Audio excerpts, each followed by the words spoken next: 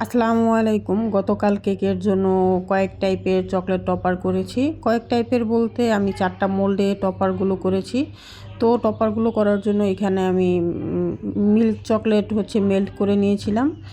আর সবসময় dark chocolate দিয়ে করি, যেহেতু ভাইয়া বলেছিল যে তিতা যাতে না লাগে, তো যার জন্য আমি মিল্ক চকলেট দিয়ে টপারগুলো করব।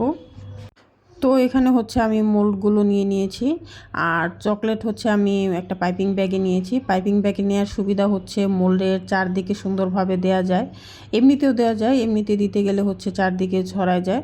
তো এখানে আমি মোল্ড যেগুলো নিয়েছি, কেকের পিকচারে এই মোল্ডগুলোই ছিল, মানে প্রায় এরকমই ছিল। দুইটা একটা একটু অন্য হয়ে গেছে, এখন কিছু করার নেই। সবার কাছে সবসময় সেম মোল্ড থাকে না। আমার কাছে এমনিতে সিলিকনের মোল্ডগুলো অনেক টাইপের আছে, কিন্তু তারপরও দেখা যায় কি 2-1টা মোল্ড থাকে না। তো এখানে আমি এগুলোকে ঠান্ডা করে নিয়েছি। আপনারা এটা জমানোর জন্য বেশিক্ষণ ফ্রিজে রাখবেন না, তাহলে দেখা যায় কি বের করার সাথে সাথে ঘেমে যায়।